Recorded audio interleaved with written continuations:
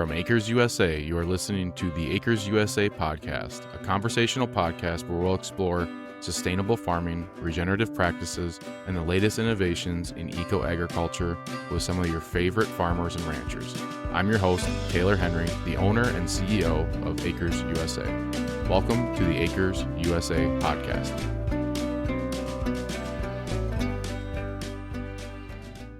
Joined with Will Winter and Steve Campbell. Let's start with Steve. You want to do a little bit of introduction about yourself and welcome to Wisconsin. Well, thank you for the welcome and thank you for this venue opportunity. I was born in New Meadows, Idaho on a ranch and wound up, it wasn't big enough for two families, Dad and his brother, so we got into hauling cattle, and I did that till I was 33. Dad had died. I got to back up. Dad had bought a ranch north of Uncle Darrell there in the Meadows Valley. And so I bought the trucks from my parents and they moved up. Well, then Dad died. We tried this ranching from afar, which didn't work very good. And so I moved up in the first of 1988, and I lived in New Meadows till 2011, I guess. And then I moved down to where I live now, which all of this stuff happened within about 125-mile radius in western Idaho. I broke my right ankle really bad in 1999 in a horse accident, and they said, you're going to have to get a desk job. You won't be able to walk around. And after about 3 years with the pain in the winter, cold, concrete, when I was working in the shop, I'd work 5, 6, maybe 7 hours till I couldn't stand it anymore. And then I'd go back and get in my recliner, read a book, as it turned out, some of these, and eat dinner, maybe watch TV, go up, do it again 6 or 7 days. And this would go on for 150 days in a row. I mean, I was in the 4th grade when I heard Kennedy was shot. 9/11, I was on a horse helping ship cattle, but 10:30 in the morning, December 12th, 2002, I went in to see a different kind of a doctor. He was a chiropractor, a certified applied kinesiologist, but an expert in nutrition, and he said, stop eating those inflammatory foods, start eating these non-inflammatory foods, and within 10 days, the pain in my right ankle went away. So, one of the first books he had me read was Nutrition and Physical Degeneration by Weston A. Price. Weston A. Price. And it wasn't too long after that we got into grass finishing, started reading some of the books that are here and some really old books. But that Jerry Bernetti had to keep himself alive by learning this stuff. He needed to know it 4 or 5 layers deeper than I did. I just learned it because it was so dramatic how quickly the pain in my leg went away. Wow. That's incredible. Will, what's your intro? Well, I thought we only had an hour. Do we have any time left? We have the unlimited amount of time since we have you guys in person. Yeah. Here. Well, I was born a poor child. No, I was born into a wheat farming family in Kansas. And I use my growing up as an example of how not to farm. Because I tell people these stories, like we would we'd change the oil in the tractors like every 10 years, whether it needed it or not. You can imagine what we get out. We would pour that on the backs of the cattle for fly control, and then we would eat the cattle, and you can imagine what's in crankcase oil. So we did a lot of bad stuff like that. We, with wheat farming, we were a German family, and winter wheat has this lush, beautiful green grass because it's a dual season crop. We would harvest it in May. Us kids would be plowing, and then we'd be planting, and then by September we'd have a nice lush crop, and we'd graze cattle on it. Well, guess what? Wheatgrass is bloaty.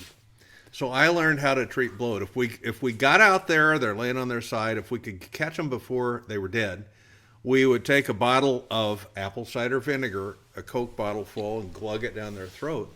and within 30 minutes they'd be up and grazing. Oh, there's the vinegar. Yeah, we'll talk about this vinegar a lot.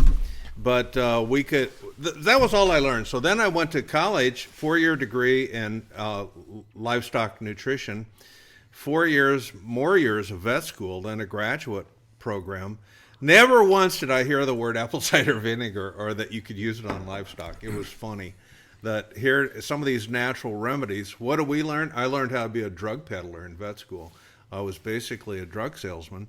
And when we go to a meeting, hey, boys, we got a new antibiotic. Hey, boys, we got a new vaccine.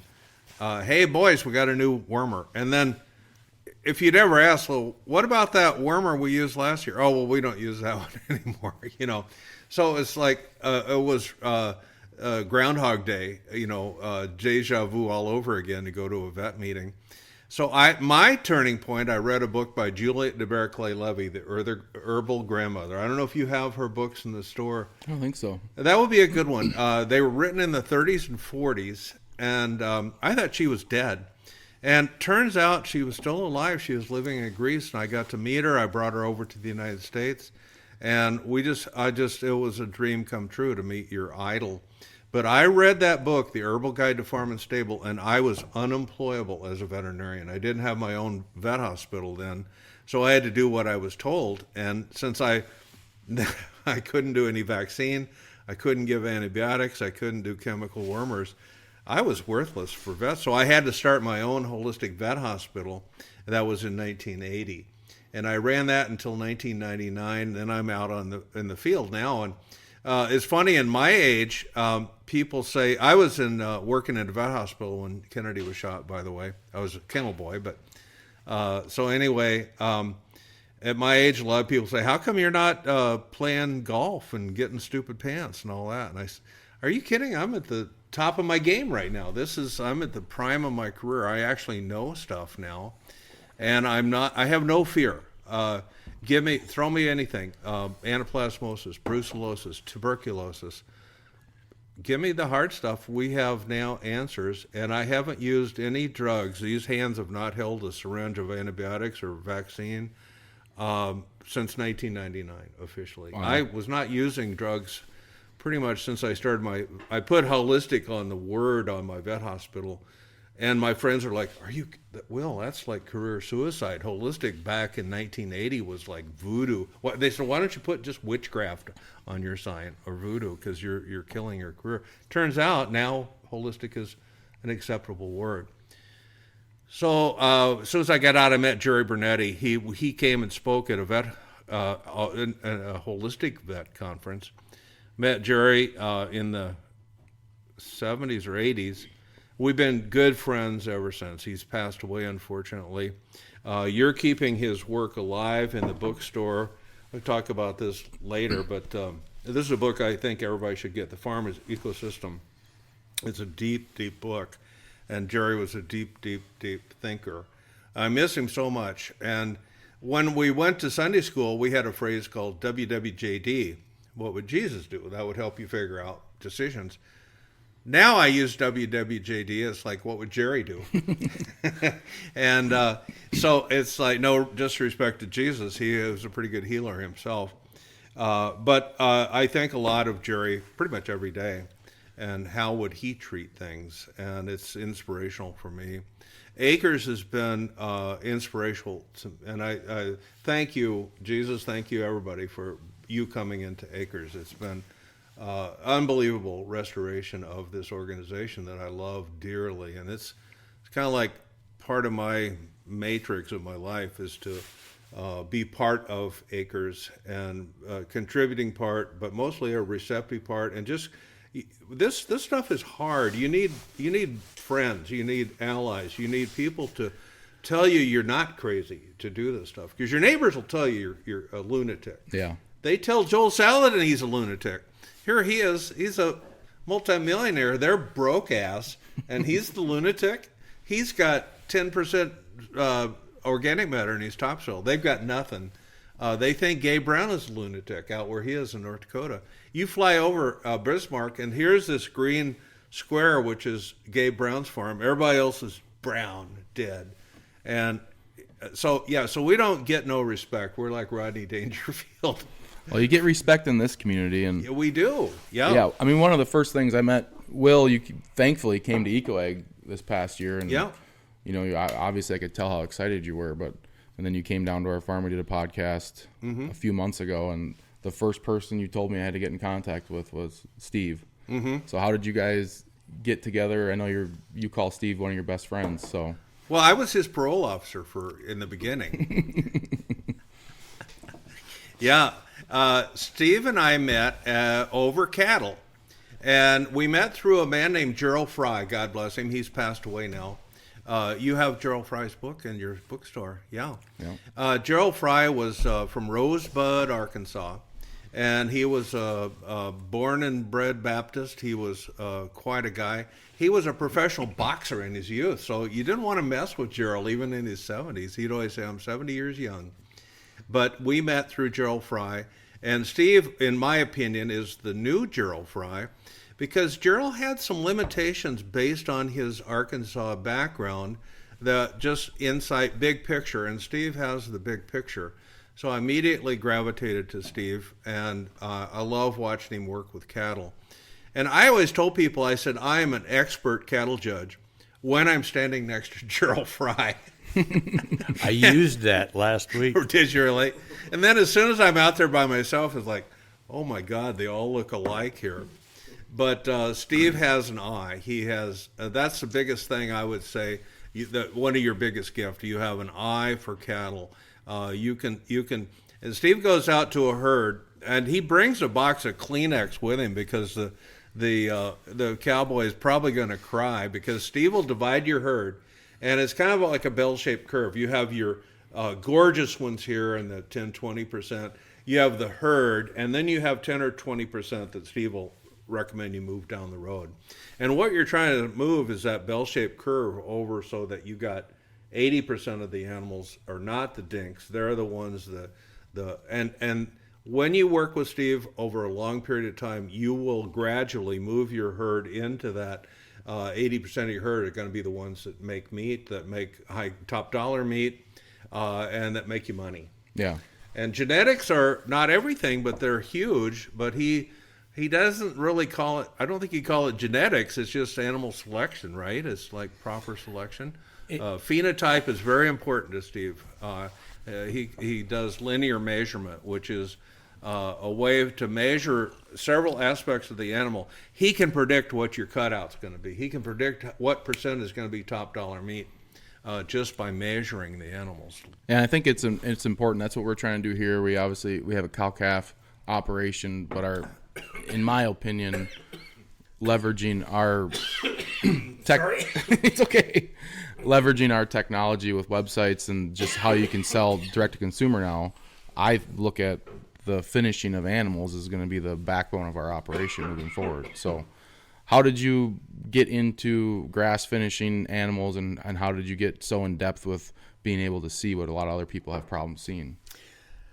Well, right after I broken my ankle, and then reading Weston A. Price, and then Kerry Reams and Maynard Murray, a bunch of books by Charles, I wound up starting to grass finish animals, because sitting there with 6.5 months with an external fixator on my leg trying to get it to mend, it's like, what am I going to do with the rest of my life if they're right and I can't be the Energizer bunny I used to be?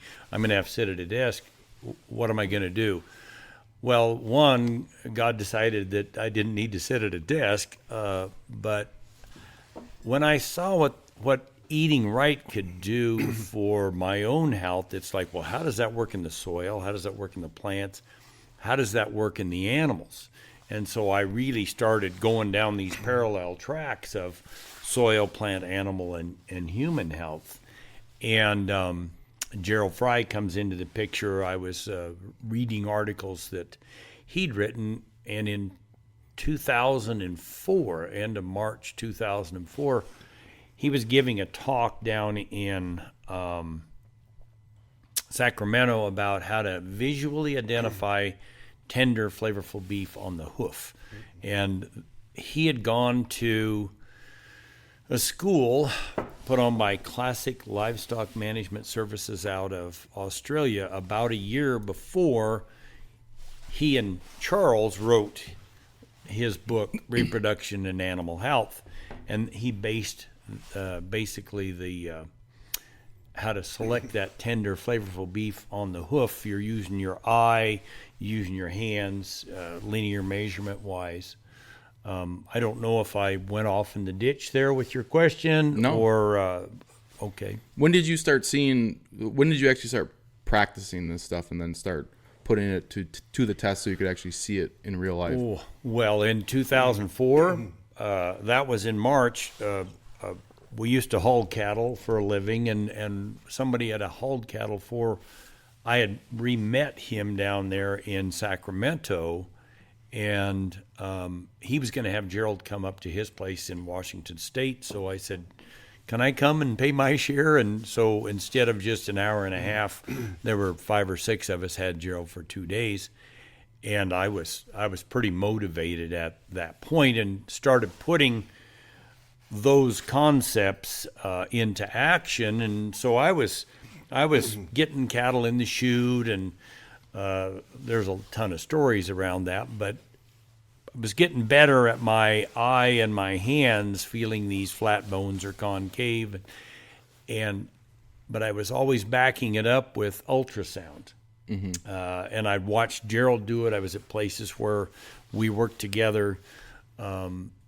I had the last year I did ultrasound, I had graded all the cattle. I had one that I thought might be a little tougher than I wanted. I hired somebody to come that was just 80 miles away to come and ultrasound, and spent $1,065 and found out that the only one that I thought was marginal by ultrasound, and I just quit spending money on ultrasound because you could see with your eye and feel with your hands that tender meat. Hey everybody, hope your spring and summer is going well for you. We have 2 summer events that we want to make sure that we talk about.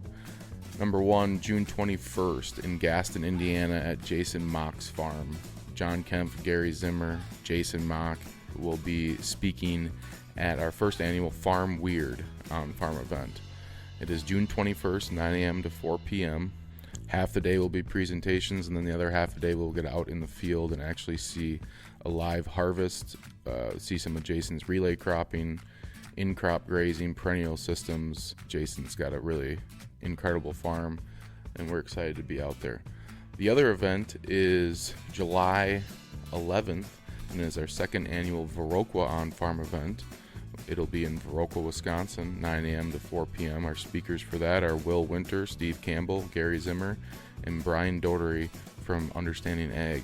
And this one we will talk about livestock, regenerative grazing techniques, holistic animal health, and grazing economics.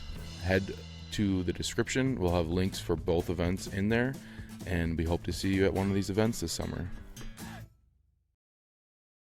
So we had some animals in the chute this morning. Will we steered a couple bulls, and you mentioned on the first one for sure, I don't know if you felt the second one or not, but that he had a little bit more narrow shoulder blades. Do you want to talk a little bit about that?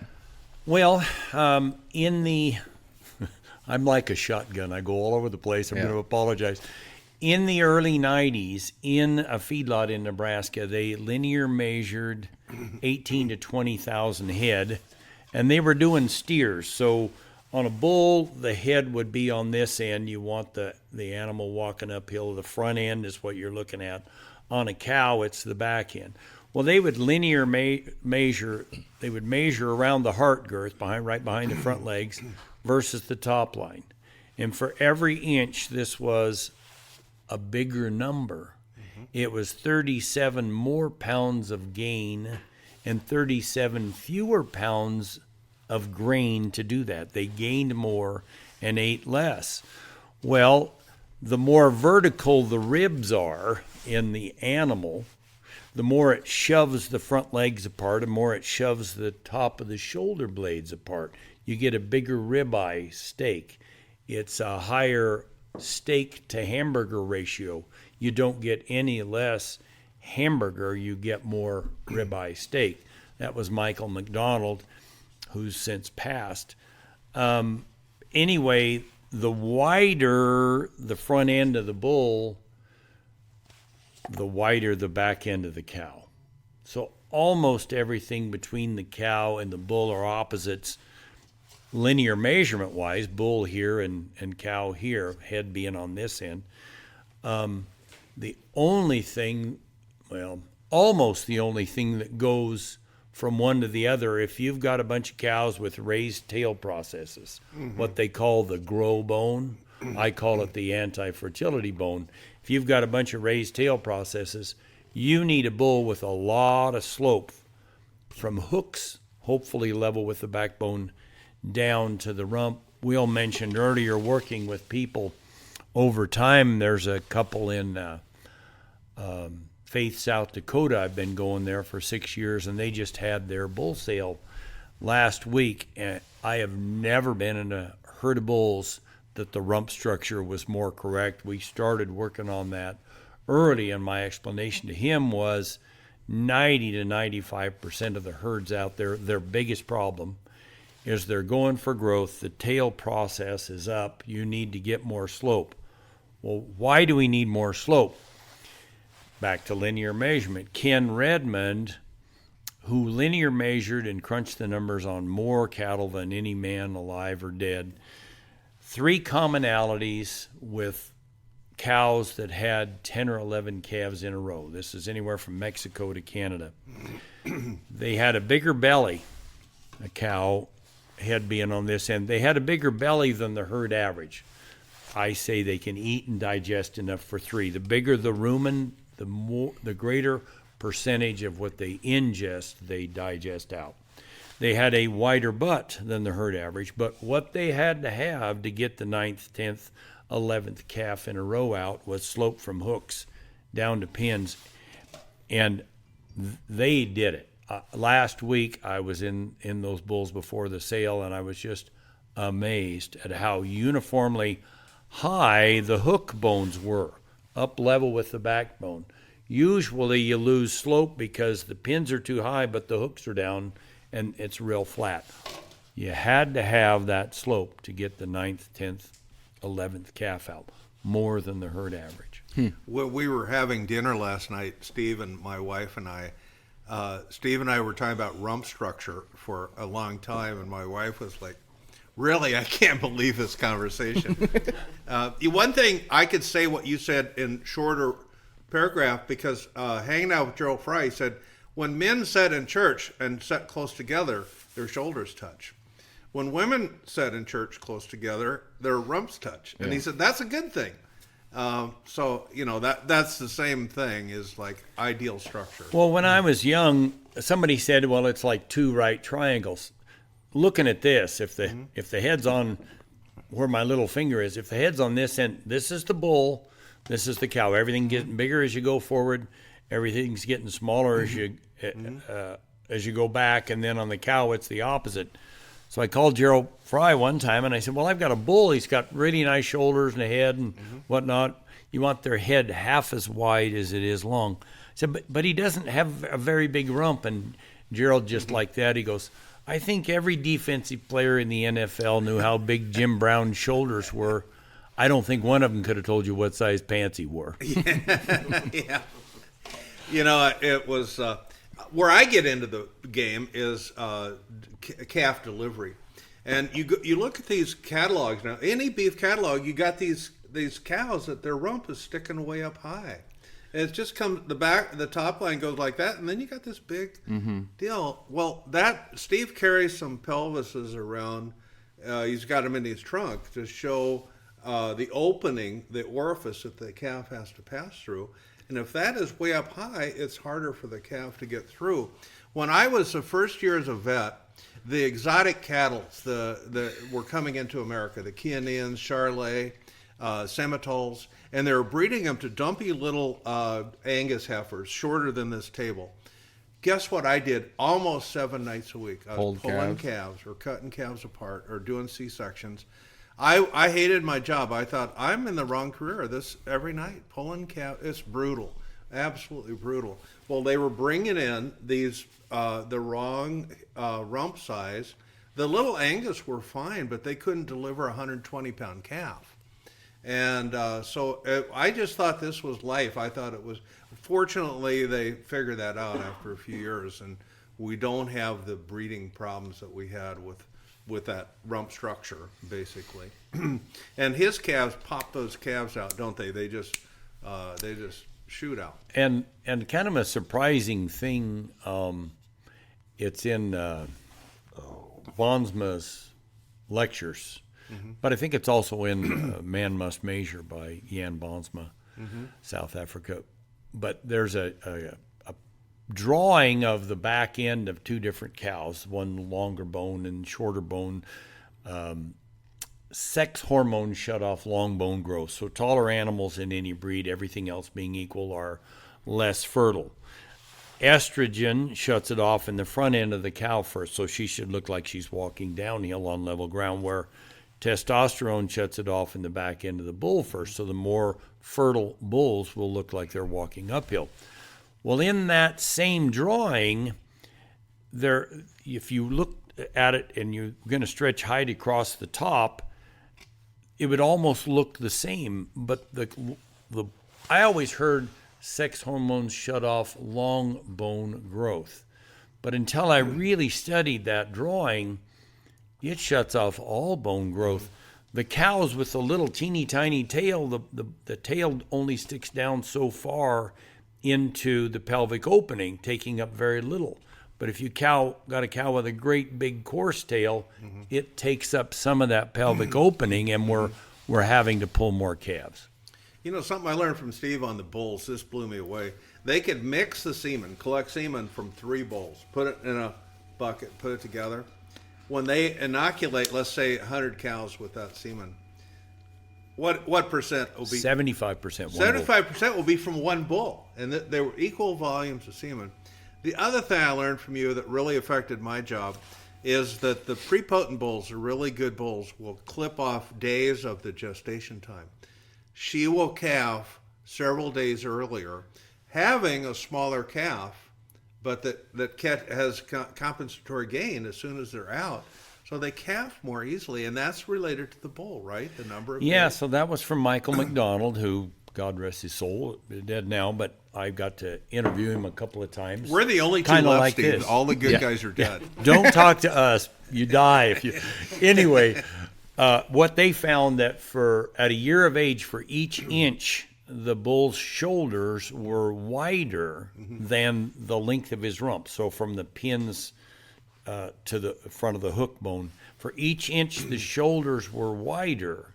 It was 2.5 days less gestation, which is approximately a 5-pound lighter calf.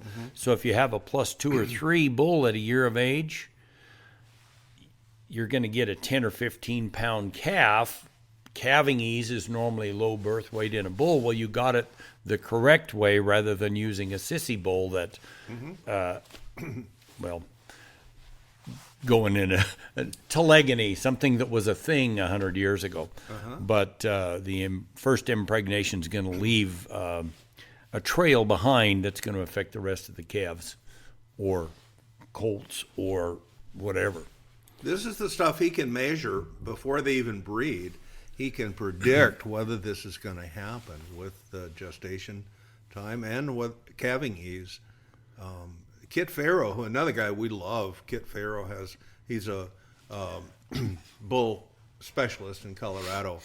Kit Farrow grades his bulls on calving ease, temperament, which I'm really happy to hear him say that about temperament, is they breed for docile temperament. That not a lot of people think of that. These Chileans that were coming in and the Semitoles. Well, he said when they panic, the Semitoles will jump over the panels. The Chileans will go through it, and the Charolais will go underneath it. You know, it's like you can't handle them. They're dangerous, very dangerous bulls. So I'm glad to see Steve and other people are breeding for temperament. I had someone make a comment to me one time that at the sales barn, they want to see an animal come out kicking and and being a little bit wild because they know they'll make the semi trip better out west. You think there's any? Yeah. So that kind of shows how backwards it is. We'd rather have those types of animals heading out to feedlots than. There's a lot of ignorance in every field, but certainly in farming, it's stunning. And again, something about Acres is you have an antidote to ignorance. Yeah. It's not stupidity. It's just usually ignorance. Well, there's some stupid ones. Charles Walters would say we have uncommon good sense. Yeah, or common sense isn't very common. Hey there. Did you attend our EcoAg conference this year in Madison, Wisconsin? Well, if you didn't, or if you did, we've got the recordings now available. Get on-demand access to every session with the EcoAg recordings. Learn directly from the pioneers of soil health, livestock integration, and profitable regenerative systems, all at your own pace. Speakers include Gabe Brown, Alan Williams, John Kemp, Joel Salatin, and a lot more. We also have additional products that include the full-day workshops done by Matt Powers, John Kemp, Nigel Palmer, Jordan Green, Mark Shepard, and Austin Unruh. These workshops are in depth and will help you dig deep on the presenters' topics. Grab your recordings now at conference.eco-ag.com/24 recordings or find the link in the notes. Because the best investment you can make is in your own knowledge. Now back to the show. Yeah. Kind of thinking about getting calves out, they mentioned the rump slope, but they had a wider butt than the herd average. So if you're thinking about looking at a number of heifers out there, which one am I going to save? I want the aspect ratio. I want the one that looks more like the refrigerator, 3.5 feet wide, 6 foot tall, versus the front door, 3 foot wide and 6'8" tall. The wider they are, the easier it is. The wider the pelvic opening, the width of the muzzle, the outside of the front lips, is approximately equal to the width of the pins, and the pelvic opening is 80 to 90% the pins are 80 to 90% as wide as the pelvic opening is, which is bigger than the width of the muzzle or the width of the pin. So a wide muzzled cow, and you're looking from behind, she's wide. She's 40% as wide as she is tall. Easier calving. They eat more grass, too. They're better grazers. Eat more. Actually, they do a better job with their grass. They don't have to eat as long, and then they digest a greater percent of what they ingest. Mm-hmm. I could tell more stories, but maybe I should. Are you able to now, with technology and how good people's cell phones are you able to help folks out from remote locations by them just sending you really good pictures or videos working around the animal? Absolutely. Yeah. Mm-hmm. I send him bull pictures all the time on my cell phone. When I see bulls, I wonder what Steve would think of this bull. And it's really interesting. It's almost a psychic skill he has. If I can go one place and you think about if you were to cut the animal, let's say it's a cow, you were going to cut it in half here. Well, I need to use this edge. The further south you go, the more you need an oval. We got to dissipate heat. Mm-hmm. The further north you go, the more of an O you've got to retain heat. So you've got this, you still have this cow that's this solo cup shape walking downhill, big belly, but she's narrower than the down south, and she's wider up north. Mm-hmm. Is there a certain breed that you're looking that seem to have these characteristics the best? I know we just talked about Charolais and some different. Most common question he gets. Yeah. Mm-hmm. You can find good cattle in every breed, but you'll find more in the British breeds than you will in the continental breeds. Which are British breeds are? Black, Red Angus, Shorthorn. Devon, Scottish Highland. Yeah, Belted Galloway, things like that. There's 22 different breeds from England, but anyway, the breeds that have been messed with the least will typically tend to wind up with more of the right shape, the more tender meat, that sort of thing. Yeah. And the Angus, the most messed up breed for the feedlot, right? And the Hereford. Well, in our area, we have so much back end of Holstein being involved in our breeds around here, just because the dairy. I'm assuming you try to avoid any sort of noticeable Holstein genetics in these beef animals. They tend to do better in the feedlot than they do in an all grass environment. I think there's a book, Grass: The Forgiveness of Nature. We got out. I It's don't up have there. it here, but it's a great book. Voisin. It's back over here. The Holstein was bred to be inefficient, basically, and that genetics harms you with grass. But there's usually for a heifer bull, they use a little Angus bull on the Holsteins. So you got 1 year where you've got a half breed, and they're valuable animals. We try to buy them; they're very valuable. Even Holsteins right now. We had at the barn a couple weeks ago, and a group of 500-pound Holstein steers went higher than some Angus. Mm-hmm. There's a brand of steaks that you can get. Everybody has seen this brand, but they are all dairy cattle that they have used enzymes to put into them to soften the meat. So you have a tender steak, but they're actually dairy cattle. You couldn't eat it. It'd be like you make a pair of boots out of it, better than trying to eat it. But those are Holsteins, and this is a common brand of steak. People don't realize they've softened it up chemically. Well, I would assume that. I mean, obviously, Holsteins is the most common animal. Most meat that people are eating in a normal restaurant probably is. Well, grass-fed, it's like in 2002, a man named Todd Churchill, who was he was an MBA executive, read an article in the New York Times by Michael Pollan. And Michael Pollan had bought a baby calf, and he's a journalist, and he wanted to follow this baby calf all the way through its life, all the way to the end, and write a book about it. And he did, called The Omnivore's Dilemma. Mm-hmm. But Todd Churchill at the time was doing the books for Lawrence Meat in Cannon Falls, Minnesota. And they said, hey, Todd, read this article about beef. Todd read it, and he started Thousand Hills Cattle Company in 2002 and hired me. He wanted to have a veterinarian, and I worked there over 20 years. And what we did is we have a protocol. It's only British cattle. We don't take the Continental, Bos Indicus, any of those things. And what we were doing is trying to find a tender, delicious steak. So when Todd started the company, this is an interesting story. He went all over the country and bought every place he saw grass-fed beef. He bought it, cooked it at home, and he said some of it was the worst beef he'd ever eaten in his life. Gamey and tough, horrible, throw it away. And some of it was the best beef he had ever had in his life, because in 2002, grass-fed beef was, I don't like grass-fed beef. So we put it on the supermarket shelf at $4.99 a pound for ground. At the time, you could buy ground beef for $1.99, and they look pretty much the same. And people were saying, well, why would I want to pay $4.99 for ground beef when I can get it for $1.99? So our first thought was, let's just tell them how good it is for you. Omega-3 fat, CLA, didn't sell.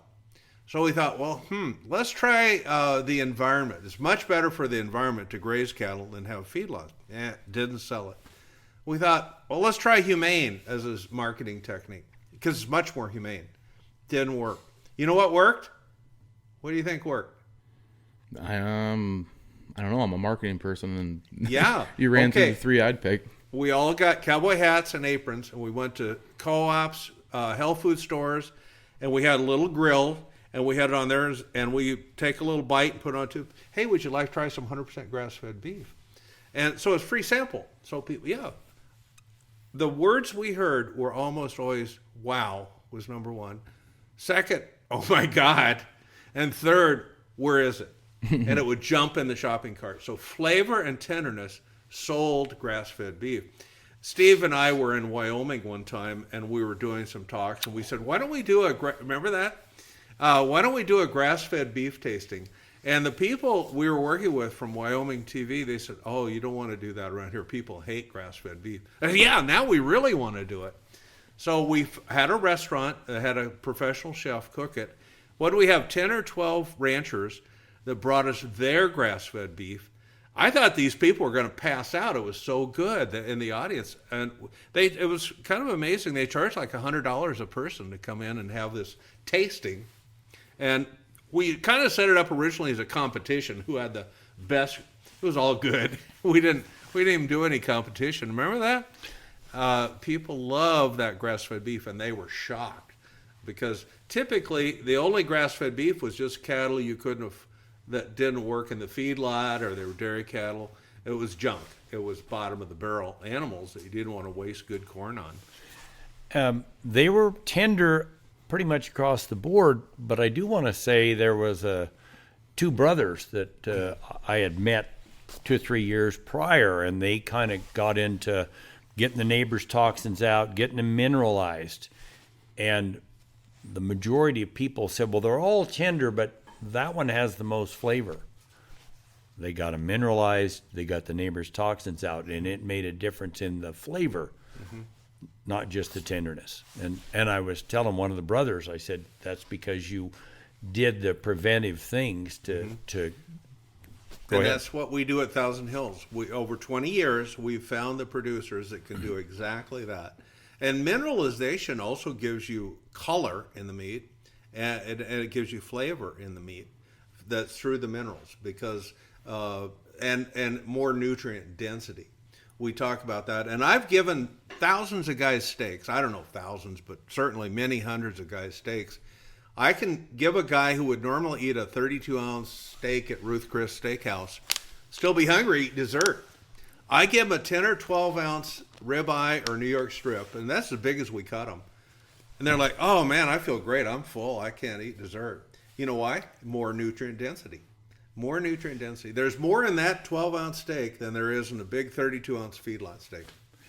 So, you go down the regenerative path and you get the clean and mineral rich. The better it tastes, the more nutritious it is, and the fewer bites you have to take every day to get what your body's needing. Yep. We don't have to grow as much food. Yeah. People get back to what they used to look like in the 50s. Yeah. And their heart and their cardiovascular system is so much healthier from the CLA and the omega-3 fat. What kills you pretty much is inflammation. And feedlot steak is omega-6 fat, which is an inflammatory fat. And that fat will choke up your arteries. Sure. And the old advice from doctors, don't eat red meat. You heard that for 50 years. Not true with grass-fed. It's actually better for your arteries. Yeah, it came from the Heart Association. Yeah, right. It's sugar that clogs up your arteries. Yeah. Carbohydrates. So, Joe Robinson wrote a book, Pasture Perfect? What was the name of her book? Can't think, but she wrote this book in about 2001, something like that. She owns Eat Wild, too. Eatwild.com, yeah. So they had 610 people that had had a heart attack. So they divided them in half. Half the men in each group, half the women, half the tall, half the short, half the skinny, and then they put one half of them on the American Heart Association diet and the other half on basically that diet, but they took away some of the 6s, added more 3s, more green leafy vegetables. The study was supposed to last for 5 years, 60 months. They had to quit at 37 months because it was unethical to make them continue to eat the American Heart Association diet because too many were dying. Well, they found out 5 years later that the people that had been on this modified diet with more omega-3s, green leafy parts of plants, and more high water content vegetables, 60% less cancer. Wow. Yeah, I've seen a sticker for American Heart Association on a bag of Oreos. Well, we just saw it. They got rid of some of the. They threatened some of the SNAP program, Yeah. programs, and all of a sudden you had a bunch of people coming out saying it was, that Coke is good and chips are good, and I think American Heart Association made a statement and then had to walk it back a little bit because it is just it's nonsensical. It doesn't make any sense what they're trying to argue. I have in my kitchen a picture of a medical doctor with a stethoscope waiting out, and smoking a cigarette, and he said 80% of the doctors smoke Chesterfields. So his doctor endorsed. Before we get too deep into that, Steve, you had a couple talks in our portal. One of them we kind of already covered, but let's cover the 3 keys to easy cattle keeping. Easy keeping cattle. Well, so how do these relate to the same thing where we want to have the flavorful beef, the animals that do well on grass, and then also we have the right temperament and easy keeping cattle?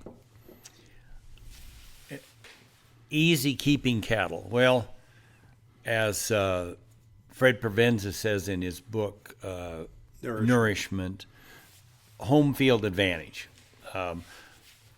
Unless you take an animal to a higher plane of nutrition, they're never going to do as well as what mom was eating while they were in utero and what they were eating at mom's side, unless you take them to a higher plane of nutrition. Johann Zeitzman, in his book, Man, Cattle, and Veld, I think you're supposed to pronounce the V as an F, but that means grass. If you want a bull that's going to have easy keeping daughters, low maintenance, low cost daughters, you need a bull that looks like 8 pounds of sugar in a 5-pound sugar sack. So he looks like Bim the Michelin Man on just grass. You can make them look like that on grain. That's a whole nother story. So I guess I'll go back to Ken Redmond. Well, before that, glandular function. You can't buy glandular function. Animals that are adapted to your environment. They shed early. They breed early. When it gets cold in the fall, they hair up early. That's the hardest thing to find, number one. Then I get into herds, and, well, do they need more butter fat or do they need more of a correct shape for the cow? And typically it's more the correct shape. Sometimes it's butter fat. But butter fat is more than free. It costs money to produce a lot of milk, but the butter fat, that cow actually eats less and digests more. Well, back to Ken Redmond, in the shape, a bigger belly than the herd average, a wider butt than the herd average, and more slope from hooks to pins. So glandular function is number one.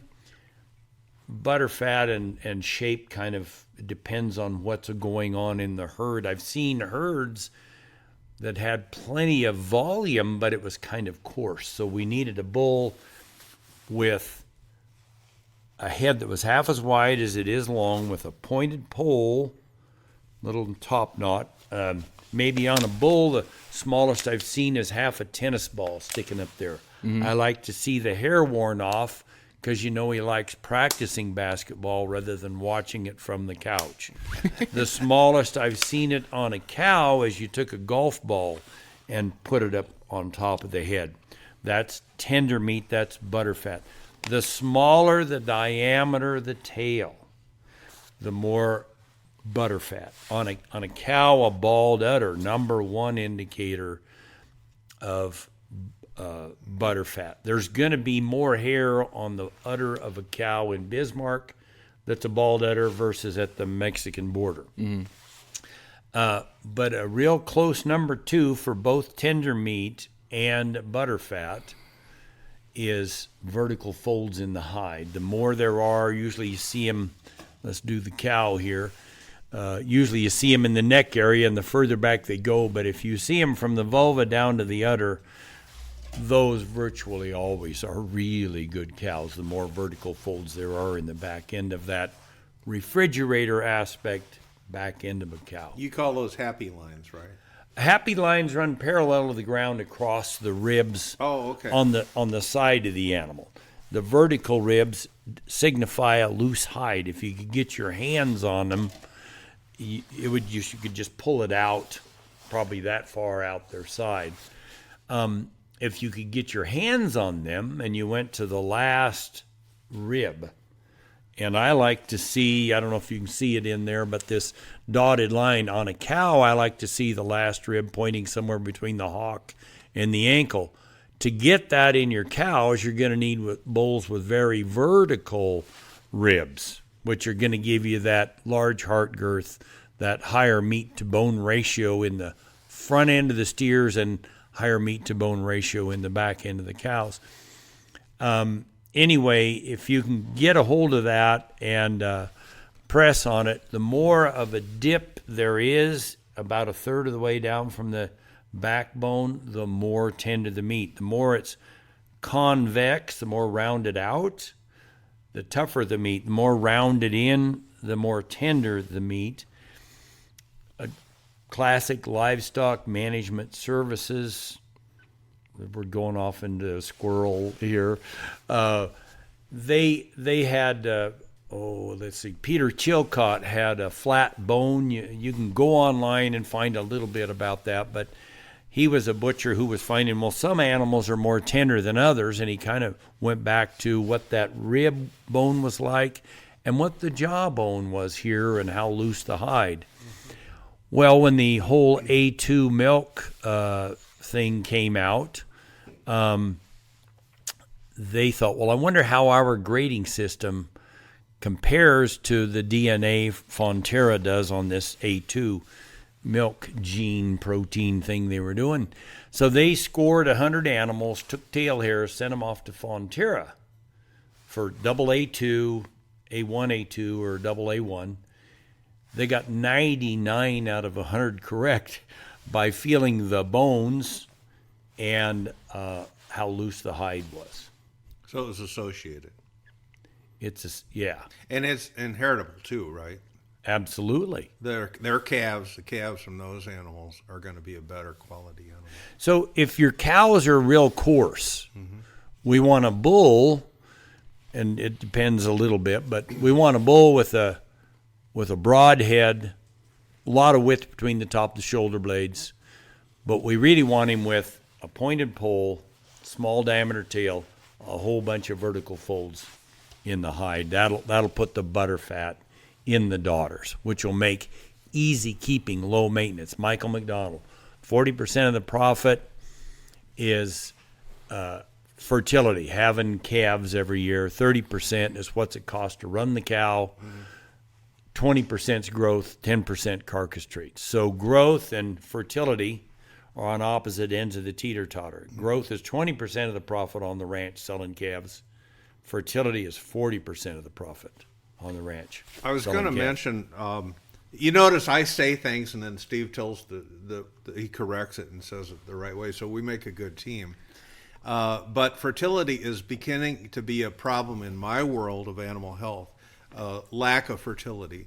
And we're seeing a lot of dairies that have 60% settling of their cattle, or sometimes less than that. That's right at bankruptcy level. If you have 100 cows, only 60 of them get pregnant, you're going to probably go broke. Well, the article or the issue that I have found that's new is this EMF. You and I have talked about EMF frequency.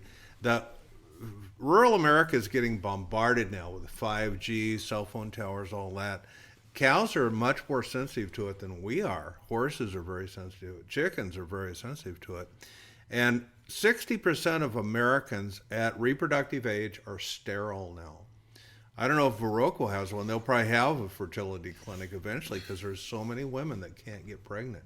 Obviously, diet, there's many factors in that. But with my work as holistic health, I always say if you have 10 holes in your boat and you fix 9 of them, you're still going to go down. And this EMF correction is easy. We can do it. It can be corrected. We should do it on your place too, because you got cell phone towers, you got 40 computers in here, so you're getting it from all angles yourself. So we have to fix that problem. Do you want to tell the story about the dairy in Clovis? Yeah. We have a dairy in Clovis. And the woman came to us. She was like in her early 20s. And Dan Stahosky, who has these devices, and I were giving a lecture in Santa Fe. And this young lady comes up, and she's got her checkbook out and a ballpoint pen. She said, I want that biggest one you've got. And she's like 23, and I admit that I made a bad decision. I said, well, sorry, ma'am, that's way too big. You don't need anything that big. And she said, well, we have a 9,000-acre dairy. And I said, oh, my God. I was like, I'm so sorry. you definitely would want to have the big one, was 10,000 acres. So she bought it right on the spot. A month later, Dan and I went out there, and this dairy is unusual. They have records, a record-keeping service that gives them 20 pages on the computer every day. Every cow, how many pounds of milk she made, the butter, fat, somatic cell count, what lactation she's in. And I don't normally work with large dairies. They hate my work, holistic work. I don't appreciate them. But they have a large dairy. And there were some things I liked about it. They had a lot of cows in their third lactation.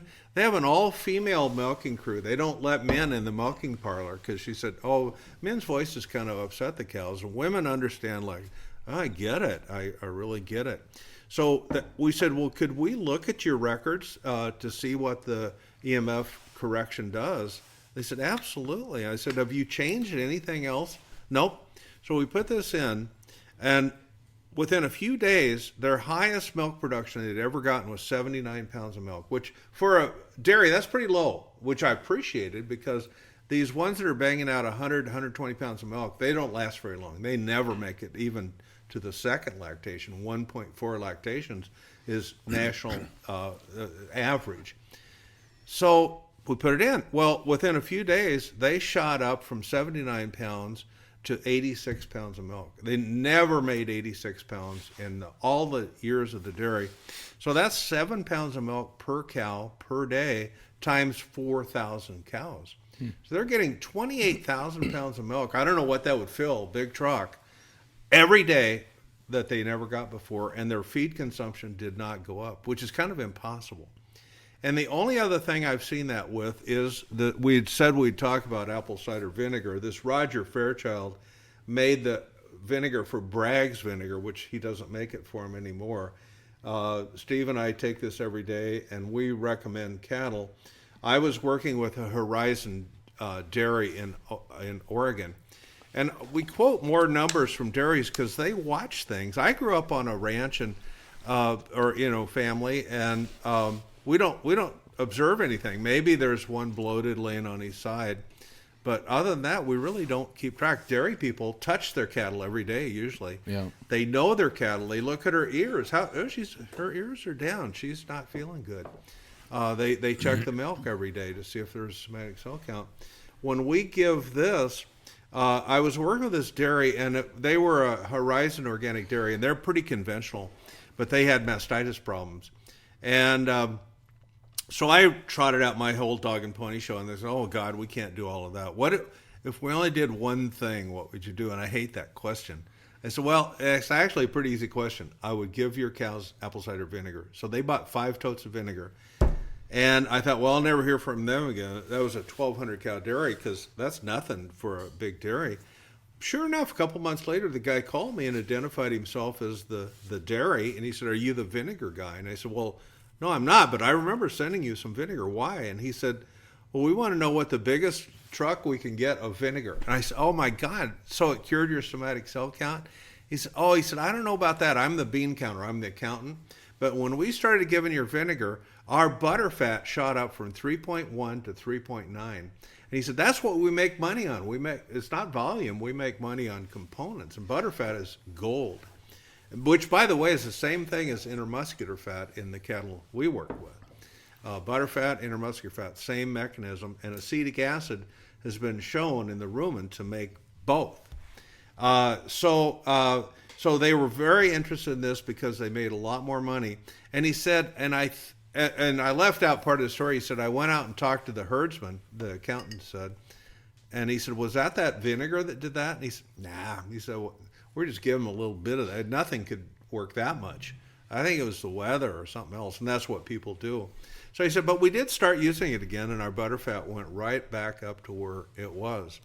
So I remember that story. I remember mostly failures. That's what I learned from. I'm an expert at what doesn't work because nobody calls the vet if they're happy. Me too. It's always when the wheels are coming off that people call me. So anyway, that is why we recommend a big old dairy cow would only get 5 or 6 ounces a day for a monster Holstein. That will change her udder health. It will change her feed efficiency. It'll cut we've had people drop huge percentages in the amount of feed, whether it's grain or hay, it doesn't matter, grass, by using this intestinal tonic. So tell the correct story, Steve. That's my story. Hey, Eco Farmers. This is Taylor Henry with Acres U.S.A. I hope you enjoy this podcast as much as I enjoy interviewing these folks. If you're serious about regenerative agriculture, I've got an incredible resource you need to check out, the Acres U.S.A. membership. You farm in the physical world, and you deserve a physical printed magazine to match. Since 1971, Acres U.S.A. magazine has been the leading voice in ecological agriculture, delivering the best insights from regenerative farmers, agronomists, and researchers to help you farm profitably without toxic chemicals. Our membership included physical and digital copies of the magazine each month of the year, which has always been a standard for Acres U.S.A., but we wanted to over-deliver on content. When I acquired this business, I was happy to find that we had years of audio files from presentations at our annual EcoAg conference. And guess what? They were hiding. Well, not anymore. We developed this membership portal that gives you access to the recordings from farmers like Gabe Brown, Gary Zimmer, Joel Salatin, and Mark Shepard. We also include recordings of private events. Finally, if you are like me and you like listening to content, we are now producing a membership-only podcast of each issue of the magazine, so you can consume each article while you're out in the field. To make things even sweeter, you'll get discounts on books, workshops, and events to keep expanding your knowledge. So are you ready to take your farming to the next level? Join today for a ridiculously low price at eco-farming.com or see details in the notes.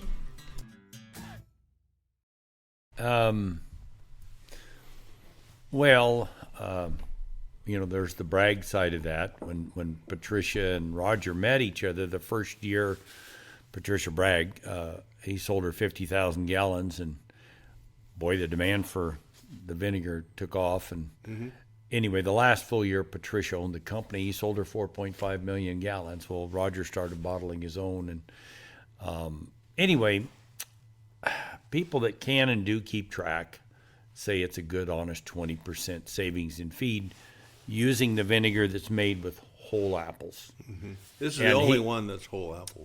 And they make sure that they keep it cool enough through the whole process that none of the enzymes from the apple get killed. And that's basically where the digestion comes from. And the microbes, the living, the living microbes. You can make more fermented vinegar by using this as a starter because it has so much of that in it. Would you say that it is easier to get a dairy operation on apple cider vinegar because they tend to do a better job of keeping their cattle mineralized because they're getting it every day in their... They don't keep a better job of mineralization. This is battle. I always think that they do because they obviously have the ration that they're... You'd think, but somatic cell count problems just are chronic in the dairy industry, and now fertility is a chronic problem. Pretty much every dairy I go on. I don't call dairymen any better necessarily than ranchers. They're better observers. They know their cattle better.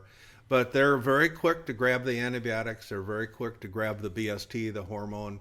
They're not holistic across the board. But, these raw milk dairies that I work with raw milk. Pasteurized milk enables you to sell dirty milk. Yeah. You just cook it, and people say, oh, I'm lactose intolerant. No, you're not. You're just, we were talking to Bree today. If she's drinking A1 milk, she's going to have allergies. If she's drinking pasteurized milk or homogenized milk, homogenization breaks the fat particles up, so they're like little drinking cuckleburs, micro cuckleburs. And the pasteurization, you've got, hate to say it, but you've got cooked pus in your milk if it's pasteurized.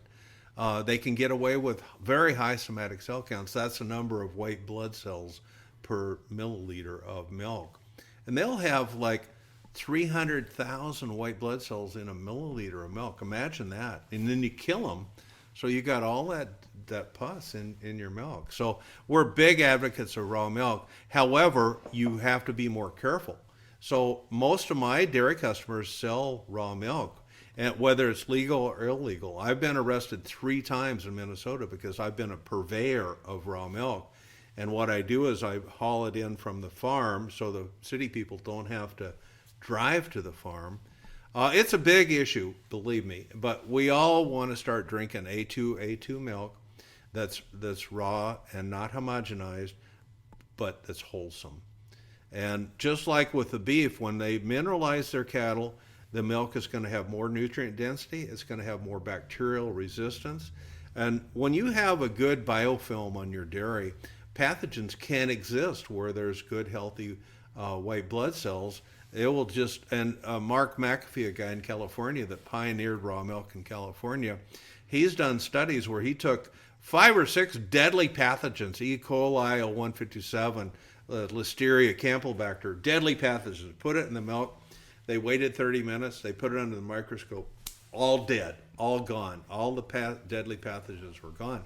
However, had he cooked that milk, there's no immune system. So cooked milk, the pasteurized milk, doesn't have an immune system. And most of the milk food poisonings are from pasteurized milk, 80, 90%.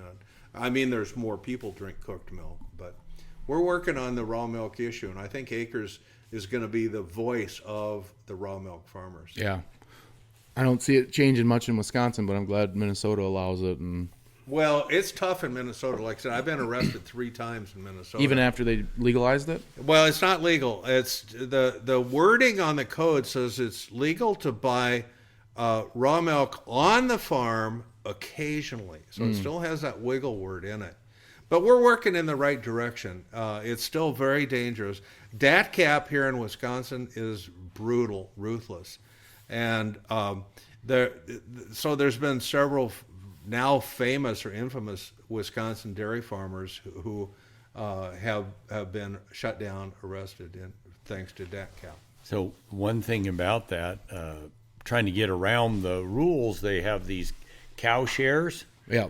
In 1623, Captain Miles Standish bought 1/6 interest in a milking Devon cow, the first cow share in the U.S.A. Sally Fallon Morell, who's the founder and owner, you might say, of the Weston A. Price Foundation, who's she's the principal activist against pasteurizing milk. She has her own dairy, and she sells her milk as pet milk. Oh yeah, I'm buying this because I'm going to give it to my dog. You know, that's the legal wiggle. Yeah, people are doing that on Facebook right now in Wisconsin. Yeah, but cow share, pet milk, you can buy it as bath milk. Oh, I'm not going to drink it. I'm just going to take Cleopatra milk and Transdermal. Yeah, right. So yeah, so it's a big issue. So Steve, when did the mineralization of cattle? I think both of you would probably say the mineralization is the first step, and then apple cider vinegar will work the way it's supposed to work after that. But where did you start getting into the mineralization, and how have you seen that evolve? Well, back to Weston A. Price, a dentist at the turn of the last century, he was seeing so much facial deformity and cavities, he thought it must be something in our environment, what we're eating. So he went around the world, found 14 groups of people eating in the old way, nothing modern, Western processed. It was how they grew and prepared their food. A lot of that preparation was fermentation, heat, moisture, slight acidity, a little bit of bacteria, kimchi, kombucha, sauerkraut, whatever, and time. Anyway, there was no rhyme or reason to the amount of fat, protein, carbohydrate, minimum fat, 30%, Eskimos 80%. They were all in perfect health. The common denominator in the 1930s, is when he went around the world and found these groups, was those 14 groups were getting 5 to 10 times the vitamins and minerals the average American was getting. Well, Maynard Murray in the 50s was seeing that his elderly patients who'd predominantly been eating ocean-based proteins had fewer aches, pains, diseases than those who'd been eating land-based protein. So he went and autopsied everything he could get his hands on. I think this was on the Atlantic side for about 6 months. And what he found was that he couldn't find any degenerative disease in the ocean. So he started bringing ocean water and ocean minerals back to the ground. That C90, he discovered that deposit there in Baja. Anyway, over the course of 20 years, he was able to recreate that immunity to disease in both plants and animals. Knowing that ocean water and our blood are the same 92 minerals in exactly the same balance, except iron and magnesium are reversed, He took a dog, took out 90% of the blood, put in ocean water, the dog lived. Well, C90, they dehydrate 75 gallons of ocean water to get 1 quart of sea salt. So what I do is I take a quart jar, go with me here a little bit, put two teaspoons of any of the sea salts in there and leave it for 2.5 or 3 hours. There'll be a little sediment on the bottom. And then very carefully I pour the clear off into another container, and when the cloud starts to get close, I throw the sediment away, the out of balance, and I try to drink a pint of the fountain of youth every day. Oh, I gotta let that sit a little bit longer. Taylor has C90 for his cattle, which Okay. is fantastic, and I hope you put that on your kitchen table and cook with it. Yeah, we have the Baja Gold. Baja Gold, yeah. They have a version, it's the same salt for people, but this it's about 24% minerals, whereas all of the other ancient sea salts are only 4 or 5% minerals. So it's not your full mineral for your cattle, but it cuts your mineral bill way down. So that's a great addition to your herd and to your health. Do you like the addition? Do you guys believe in the garlic, adding the garlic for fly control? If you need it, yes. Manure management and grazing management affect fly population more than anything else. That's why buffalo don't. Yeah, Manure management. Yeah. There's the book on it. rump structure and manure management. That's our field, Steve. How are we doing with time? Do you want to change batteries or anything? All right. Take a break, or We might in a little bit here. Forage quality. How important is the forage quality when it comes to finishing animals on grass? well, in the mineral box, on average, 20% bioavailable unless you're doing something kind of special, the minerals, chelated, that sort of thing. Those minerals attached to a carbon atom through the plant are 90% bioavailable. So it's huge. If you've got 4 Brix grass versus 14 Brix grass, total different outcome in the health, rate of gain, flavor of meat, all of the tenderness of meat, how long it takes to get fat, to finish, to get the marbling you're looking for. Totally different amount of time, quality, flavor, that sort of thing. Go ahead and continue with the. Do you know where you left off? You want to just start from the. Well, I had left off with the higher the mineral content, the higher the Brix, B-R-I-X value, the more minerals there are in the grass. Most of us don't have Gabe Brown type soil, and so, you can put biology out there. There's stories about that. You can put minerals out there. That's what Maynard Murray did. Said, well, the biology will show up because that's what they're looking for. Rotational grazing. Most people get in trouble because they come back too quick to try to regraze a second time, so you don't get the diversity you're looking for. And there's the grazed plant versus the ungrazed plant, and what they're telling the biology and the soil they need. I mean, it's a huge field. However, the more of the right things you can do, the more regenerative you can do this, and all together. As Wendell Berry would say, leave more. If we don't take care of the biology, we're always working for our dirt instead of our soil being working for us. Yeah.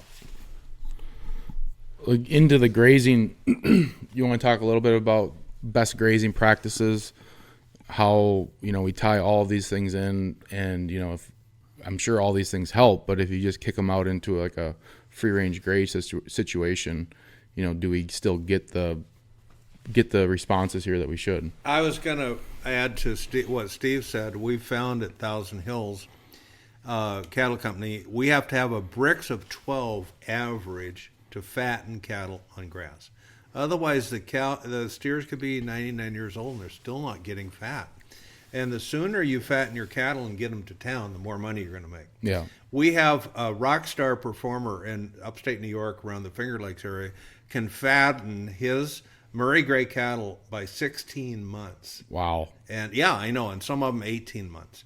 But many of them are 16 months, and they grade high select or low choice at that age. Well, that's like what my dream would be, because then you would time it where you have a spring calf, and then you'd be finished by that next fall. Yeah, no second winter. Yeah. So that is what we want. Now, people, like Steve said, they have 3 Brix grass. And when we go out here, we might find 3 to 5 Brix grass.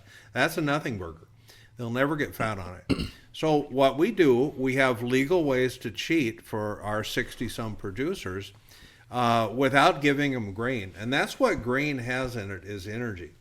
The limiting factor in livestock production is energy. It's never protein or minerals. Well, minerals are essential, but it's the production factor is energy. So what we do, we don't give them grain. We can't do that. We can't give them a bite of grain. Then they're not 100% grass-fed. So what we do is apple cider vinegar, because this is pure energy, pure energy. And we can get all of our producers to finish cattle by 24 months by giving them this every day of their life. And if this is not strong enough, if we have very poor grass, we actually use either molasses or fermented. We have a guy that makes fermented molasses for us. This is gasoline. When we put molasses with it, it's jet fuel. When we put fermented molasses, it's rocket fuel. And I mean that in a literal sense. You can burn carbon, that would be like coal or wood in an engine. You're never going to get a rocket to the moon on coal or on wood, because you're burning carbon. Jets, they burn oxygen, oxygenated fuel. You can go clear up to the stratosphere with that, but to go to the moon, you need to burn hydrogen. Hydrogen burns hotter than anything else. And this fermented molasses burns hydrogen. Now that's high-tech talk. We don't need to know all that. But you're always trying to get your Brix higher. Every year your Brix should go up, up, up. We had a producer the first year where 1,000 Hills happened. We had a producer that sent us a batch of cattle, and they were the wrong kind of cattle. They were continental cattle, but that was all we had in the day. We knew they were going to be tough, but we did it anyway. He had Simmental's, and they graded prime on grass. So what did we think? We knew he was cheating. You can't have prime on grass. So I was sent out to check, see how he was cheating. So I brought my refractometer out there and my squeezer, and he had his grass was tall fescue. And for a lot of people in the grass world, fescue is a 4-letter word, right? You can take that tape off there. So here. So anyway, I checked this tall fescue, and I about dropped the refractometer because it was 20. And I went another almost 20 years before I saw a Brix of 20. And the guy who was not cheating was a guy who was an agronomist for Midwest Bioag. That's how he was. He knew how to make nutrient-dense grass. 20 Brix fescue. I met another rancher in Missouri, and he had fescue, and he hit 20. Those are the only 2 in my life that have hit 20 Brix grass. That's candy grass. They just look at it and they get fat. It's just magic grass. But only 2 people in all the hundreds of farms I've been on have been able to hit that. But you're looking to hit 12. And with the Brix, this is so critical. I raise grapes and cherries as a hobby. And right about now, it's April now, in May, when the first leaves come out of my cherry trees, my grapevines, I'll take a wad of those, put it in my sap extractor, and check it. And I have to hit 12. If I don't hit 12, I'm going to have, months later, I'm going to have wormy cherries and moldy grapes. So then I've got 2 or 3 months to doctor my trees and vines, foliar feeding. I'll put some inoculant on it, some biological stimulants, so that when it sets fruit, it'll be good again. We can do that with grass. The number one way to stimulate your grass, and I'd recommend you do it, is get some biological stimulant on it, because that's what's missing. When you buy a farm, when you inherit a farm, when you get a farm that's had 100 years of crops pulled off of it, the biology is dead. And biology is what builds soil. If you read Gabe Brown's Dirt to Soil, This is exactly how he did it. He is soil livestock from you'd put the dung beetles in that, so the king of the soil livestock.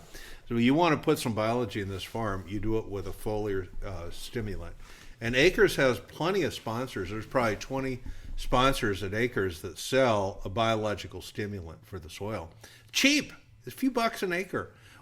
And you don't have to use fertility. You don't have to use fertilizer. You can build your own fertilizer by stimulating. And this is the perfect time of year to do it. Put some biology out here on all your acres, and you'll double your Brix. Yeah. One application will double your Brix. So, in other words, you've got twice as much grass. If you got 10 acres and you treat it and you double the Brix, you suddenly have 20 acres equivalent. Yeah, we've always had issues with them eating the fescue out here, because it's not as mixed with the clovers and legumes. Mm-hmm. But I think that probably is part of the root of that problem, huh? When they candy eat, ice cream eat, we call it, they'll pick the most delicious stuff. Cattle actually have one of these on their nose. Yeah. They can spot the high Brix grass. I don't know if they smell it or what, Steve, but they can find the high Brix grass.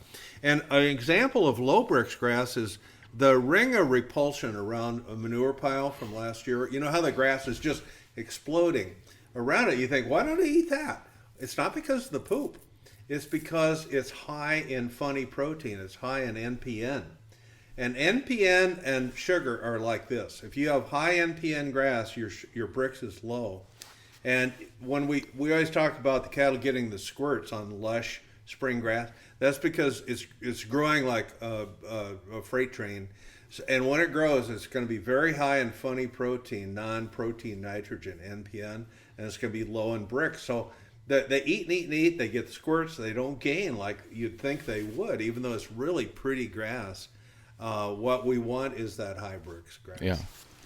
The best story that I've heard about the biology, I believe the name of the couple's the Haggertys in Western Australia. They bought a piece of dirt that no one could grow anything on. And then they took their wheat and inoculated it with some biology and planted it. Then a couple of weeks later, they did an in-furrow with that same biology. And then when it got up about 8 inches high, they did a foliar. Then they let it ripen. Mm-hmm. They harvested the wheat. They went to the granary, got their check, went to the bank. Now they own the ground. Mm-hmm. That's not the story. In every drill row out there in the field, mm-hmm. Here is a grass no one in Western Australia had seen in 40 years. Oh. Those seeds had laid there for 40 years waiting for the soil fertility to get good enough. And in one growing season, not in a year, in one growing season, there was enough biology and then minerals that it brought that would grow. To me, that just makes the hair on the back of my neck stick up thinking about what's possible if we try to follow nature. Yeah. That's true here too. There's seeds in the seed bank in the soil that aren't popping now. And when you get the fertility up, and I've seen your soil test, you actually have pretty good biology.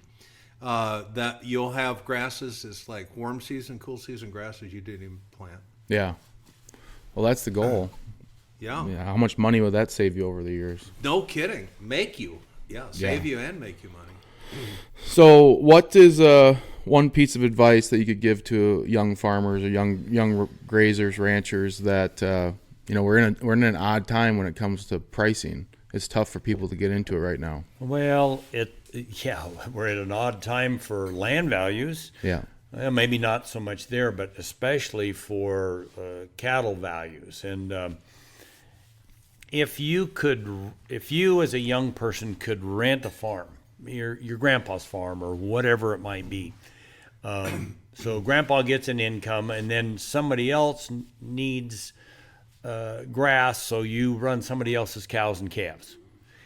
And this particular top of the cattle cycle works its way out. Well, if you have like a first right of refusal with this person when he's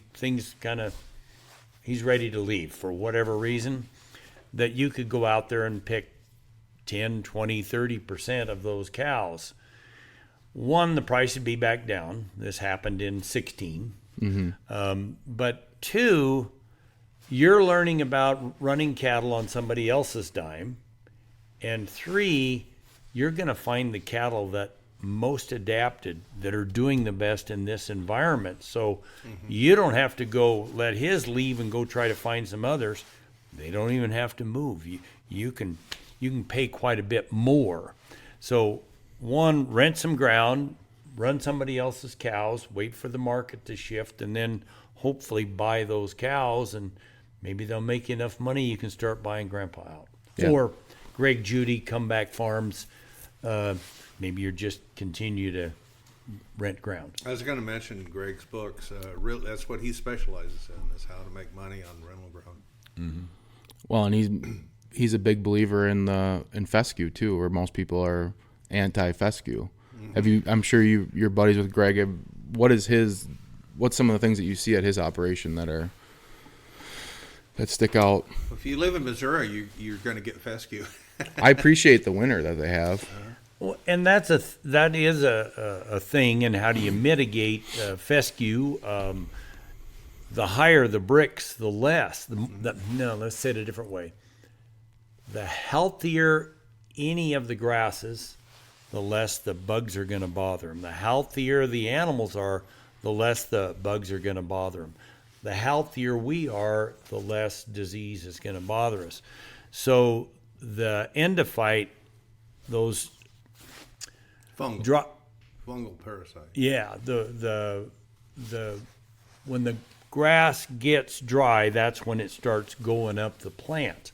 Well, if we had 15 Brix fescue before it got dry, we're going to have a whole lot less than if we had 3 Brix fescue. You're going to have more. Well, and you don't want to bring cattle in from outside the area if it's that low Brix stuff, because they get hot and then you're losing tails and hooves and things like that. So, by the way, the vinegar I've found, Steve, and the minerals prevent endophyte toxicity, so they don't lose their tail or their hooves. And one of the detox clays will do the same thing. Yes, it will help them out. Yep. Redmond's conditioner or desert dynamite. Yep. Where do you see right now with younger folks? Maybe, I don't know if you guys have been in the Thousand Hills. I was hoping you'd ask me. Yeah. I had time to think of it, but sometimes your mind goes blank when somebody asks that question. But I got one. And you were just at the Homesteader Conference, and I'm starting to deal with a lot of homesteaders too, and it's fantastic. But they are in a muddle. They don't know what to do. So Todd Churchill always said there's 2 kinds of farmers. There's price takers and price makers. If you're growing a commodity crop, which my family did my whole growing up, they're price takers. Whatever wheat's going for, that's what we got. And it was $3 a bushel, $3.20 a bushel. You had to try to wait out the market. Well, I think that's going to happen a lot with cattle right now too, is because most guys are just going to forget about their other sources. If you're a price taker. Right. If you are Thousand Hills, we're a price maker because nobody else has Thousand Hills cattle. So we made up our own price. We're price makers. If you sell tailor-made cattle, let's say, then you're a price maker because nobody else has tailor-made cattle except you. So you get to name your price. It's a niche product. It's not a commodity product. So my advice to farmers is get yourself into a niche market where you get to tell the customer what you want for that product. Nobody else has it. Once they taste tailor-made cattle or Thousand Hills beef or these eggs or this milk, then they'll beat a path to your door. You mentioned Joe Robinson. You can get yourself listed on eatwild.com. If you have special eggs or special chickens or special beef, she will list you, and she'll send thousands of people to they'll drive all the way from La Crosse or somewhere to get your beef. Weston A. Price Foundation has a shopping cart, it's called. They have several hundred producers across the United States. Get yourself listed there. They're both free. So you want people to find you. You may have to go to farmers market 13, 15 Saturdays a year till you get, let's say you had 200 people, 200 families that wanted to buy your beef. You're gold. You're set. Yeah. You've got your customer base, and you treat them like gold. You constantly give them information about why your beef is good and come get this. And we know, like Together Farms in Mondovi, Wisconsin, they have created a market where they have hamburger night, the burger nights. You can do pizza nights. So that is my advice: is find yourself a niche market. Don't ever be a commodity producer. The worst thing you could do is be a commodity, and someone telling you what your beef is worth. Yeah, and I think it stems from folks. I always say every farmer is an entrepreneur, but if you want to act like you're not one, and you want to just not talk to people or the community or the public because you want to be left alone, which would be nice. I mean, that's part of the reason we're out here is we don't want to deal with people. That's why existed. Farmers in general live out in the sticks because they don't like people. Yeah, I get it. And if you're not that guy, those are not your skill sets. You better marry someone who is, or have a friend who can market for you, because you have to sell your story. If these entrepreneurs come from a lot of the homesteaders are pretty good with people. Yeah. They have internet capacity. You've got to reach out, and that's again, it's a skill set that's not treasured historically in farmers, to be quiet, twiddle your thumb. Well, I think Greg's a good example of that too. He's done it a little differently. They don't sell as much meat, but he sits there with a cell phone, whips it out. He's obviously a great talker, and they're selling their bulls and their seed stock at such high rates now that post one video on YouTube, and who else is going to sell you his breed of cattle? Yeah. Well, is there anything else you guys want to cover? We're going to head outside and look at some cattle, and there'll be a YouTube video that goes along with this. We saw Will earlier, steered a couple of our bulls. That'll be part of it. But anything else, Steve? Where can people get a hold of you and reach out? What type of services are you offering? Taylor, with an I, tailormadecattle.com. I wondered if you caught that. So there's a website there. Will mentioned skill set. This is an aside. You can cut it out. I was in southeast Kansas, and we'd done our consulting the day before. I got up about 4. The guy was going to come about 4:45, pick me up to go to the airport. Well, there was a couple of guys from Michigan there that were in this little remodeled barn, and I'd taken my shower. About the time I get out, they're getting up. Whoa, where are you from? What do you do? Why are you here? Finally they go, well, what do you do? And I just watched the movie Taken with Liam Neeson. And I said, well, I feel a little like Liam Neeson in the movie Taken. I have a very unusual skill set.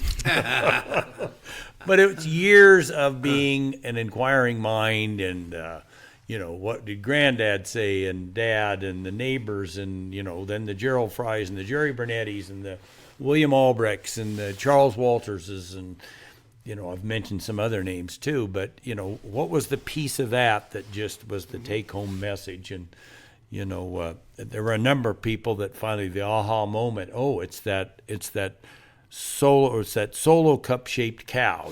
Head being on this end. That took a while to get there, and the fact that it was always that shape, but it might be further off the ground or closer to the ground. The height didn't change, and it might be wider, might be narrower, depending on how many acres to the cow. But